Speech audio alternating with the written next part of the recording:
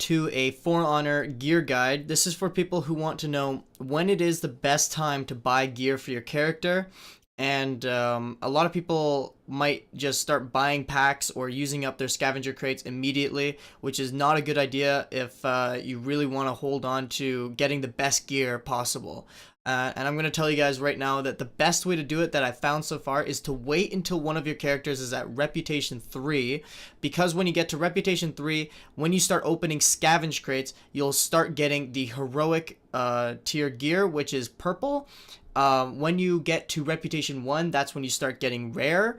And Reputation 2 doesn't give you anything, and below Reputation 1 only gives you commons as far as I know. So what you want to do, get to Reputation 3. I'll show you right here that my Lawbringer is at a 108 legendary gear status, and the reason why that is because I fully upgraded every single one of my heroic gear items to max, which gives you the first level in the next tier. So if you fully upgrade your rares, you'll start getting a heroic tier, and if you upgrade all your commons, then you'll start getting a rare tier. And so I can show you real quick that all my gear is fully maxed out right here. And so when you get to Reputation 3, that's when you start buying the premium packs. You want to start off by buying premium packs. You want to save up all your steel, and you want to salvage everything you can. Try not to customize your look as much as possible. You want to save all the steel and salvage you can, because if you use it up while you're leveling your character, by the time you get to Reputation 3, you might not have enough to start buying a bunch of these packs to get yourself fully heroic gear for your character. So when you buy the premium packs, you want to buy these ones first.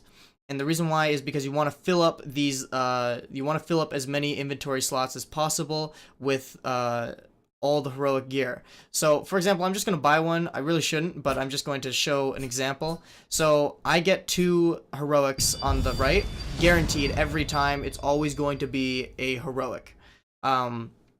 These 3 are most likely not really anything you want to pay attention to. They're just going to be for extra salvaging points.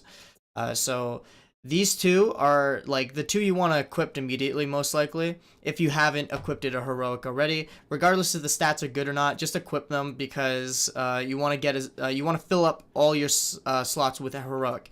Once you start getting close and you need like 1 or 2 more of each item per weapon and armor slot, that's when you start moving to the weapon pack and armor pack, so you can get the specific item that you need.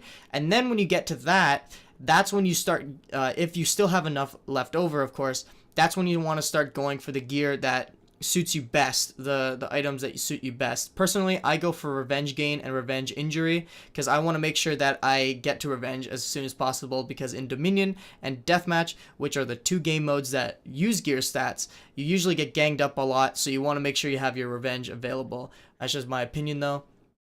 After you do that, then you go into the customization, and if you still have steel left over, and it's time to start upgrading your gear. So I'm not gonna beat around the bush. It costs a lot of steel and a lot of salvage. I have bought myself some packs with real money. I don't know if I'd recommend it or not. This is just my choice, is what I chose to do. But basically, upgrading every single one of these heroic pieces from level 13 to level 18, every single one of them will cost you a good amount of steel. I'd average around 20 to 30,000 steel alone, just from upgrading and buying the packs as well to get you the items that you need. So make sure you're saving up on that steel, because you're going to need a lot of it. I've heard that finishing the campaign gets you 5k steel. Doing both of the tutorials gives you 3.5k steel. So adding that up, that's 8.5k. By the time you level your guy to Reputation 3, if you're saving up, should be good enough.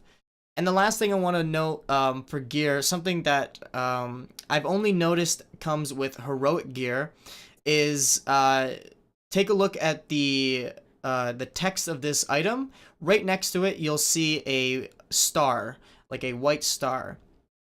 All the other items do not have this, and I found out that you can get unique looking items. This is a unique looking item. it's a rare within a rare, as you would say. It's like a rare version of the tier that you got. I am not sure you can get this with rare, but you can get it with heroic, as you can clearly see. So I just want to let you guys know that there is some unique looking gear. As far as I know, it doesn't actually increase the stats in any way. It's just purely cosmetic. It only changes the look, well, there you go. That's all I really have to say for today. Hope you guys learned some things, and hope you guys will start saving up and using salvage and steel more wisely now. With that being said, hope you guys did enjoy, and I will see you later.